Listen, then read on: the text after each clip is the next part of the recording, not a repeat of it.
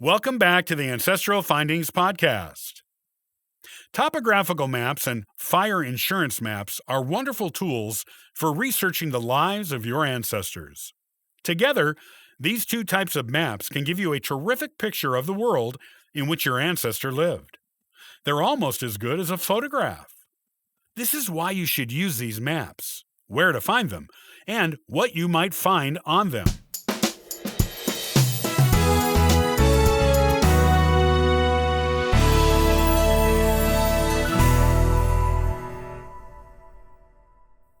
Using maps can not only show you where your ancestor actually lived in the context of history, which isn't always where you think they lived, or even where they thought they lived. These valuable tools can also show you what the world around them looked like at the time they lived there. This is done with two different types of maps: topographical ones and fire insurance ones. Learning to read these will allow you to get a real picture of what your ancestors' world looked like, and, therefore, what life most likely was like for them there. Topographical maps will give you the image of what your ancestors' land or neighborhood looked like as soon as they walked out of their front door. It will let you know what natural features were nearby, and whether it was challenging or easy for them to get around on this land. Were they near or far away from stores, schools, businesses, and churches? Were they close to their neighbors or far away? What land features or landmarks did they have to traverse to get to these places from their house? A topographical map will give you much of this information.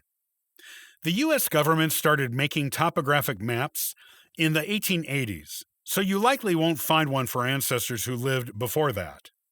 The topographic maps show all the features of the natural landscape of a place, such as roads, waterways, railroad tracks, mountains, hills, valleys, plateaus, cliffs, and other features.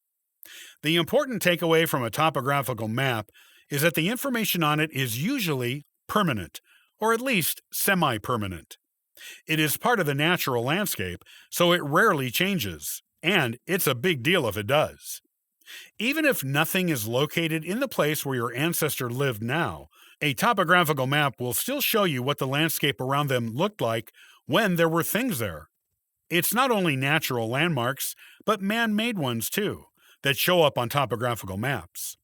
The churches, cemeteries, roads, and other such things on a topographical map may still be there, allowing you to get a good picture of your ancestors' world. All you need is a historic neighborhood or land map to superimpose on the topographical map to uncover a wealth of information on your ancestors' life that you never knew was there.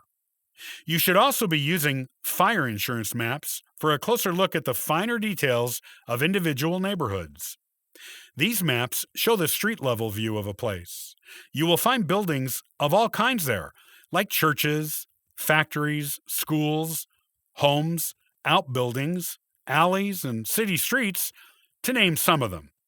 If you know the location of your ancestor's house from verifying its census address with historic and modern neighborhood maps, then fire insurance maps will allow you to prove the property existed and also to discover its size and the materials from which it was built. That is some pretty detailed information on your ancestor's house or place of business. The biggest publisher of fire insurance maps was Sanborn, which began publishing them in 1867. Most U.S. cities and towns had one by the early 1900s. You can find these maps at the Library of Congress, ProQuest, available at some libraries, and at some public university and state libraries. Some of these repositories have digital collections, which always makes things more convenient.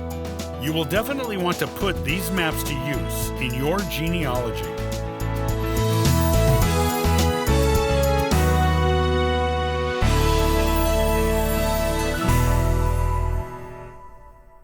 Thanks for listening to the Ancestral Findings Podcast.